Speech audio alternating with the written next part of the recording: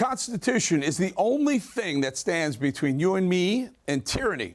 And specifically, the Fourth Amendment in the Bill of Rights protects the people from unreasonable searches and seizures by the government, which makes this story even more outrageous. Senator Ron Wyden, a Democrat from Oregon, is alleging that the federal government is surveilling millions upon millions of Americans' phone records, often without a warrant. He's calling on the DOJ to release information about the secret surveillance program known as the Hemisphere Project. Joining me now, Georgia Representative Marjorie Taylor Greene, who I'm allowed to call MTG because we're friends. MTG, this story is stunning, not only in its depth and scope, but literally millions upon millions, tens of millions of phone records.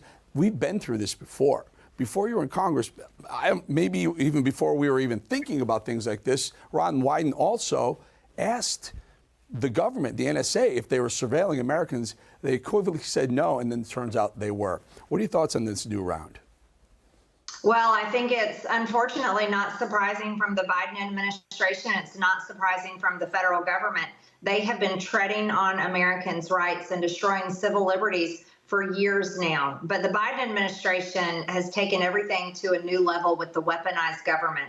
And this is something that I've been calling on my Republican colleagues, that we have got to hold the administration accountable, especially for what they're doing from every single conservative across America. Not only this story where we're talking about people's telephone records, but everything from January 6th defendants who are continued to be persecuted by the government, pro-life protesters, parents, President Trump himself, and many others. This is terrifying times, Eric. You know, last time we saw this, it was Ron Wyden, the same senator, asking James Clapper from the NSA if they were surveilling Americans. Does the NSA collect any type of data at all on millions or hundreds of millions of Americans? No, sir. It does not. Not wittingly. Congresswoman, this is the same James Clapper who now works at either MSNBC or CNN. That guy lied to the American people. You know how we know that? Edward Snowden told us he was lying, and now Edward Snowden's not here to defend himself anymore, but they're doing it over and over again. Yes, they are. And here's what's even more troubling is we're talking about FISA, and Republicans have talking about reforming it. I think we need to completely look at getting rid of it, because that has been a structure and part of the federal government that has been widely abused, where they have violated people's privacy, gone after people. We all know what happened during the Russia hoax and how they treated Carter Page and others. But you talk about James Clapper. This is the deep state himself. And of course, he's on the mainstream media preaching the talking points that the deep state wants to make sure that Americans fall for.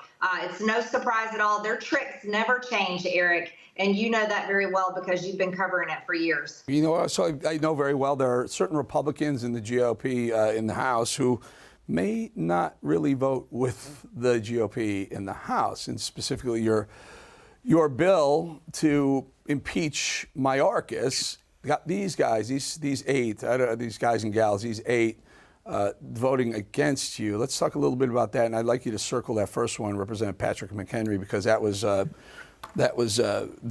pick for the Speaker of the House in the interim, so to speak, and thankfully we don't have that guy as a Speaker. Your thoughts? Well, I'm glad you brought this up, because these 8 Republicans voted with the Democrats to shelve the articles of impeachment I had against Secretary Mayorkas. You know, it is outrageous to me that these 8 Republicans voted with Democrats to shelve these articles of impeachment. We need Republicans with a spine that will hold the Biden administration accountable, especially Secretary Mayorkas. It's the lowest hanging fruit, and we have a severe national security crisis. Amazing that these people could vote to not impeach Mayorkas, the guy I believe is the most incompetent D.C. hire certainly in my lifetime, saying everything's fine at the border when we know it's not.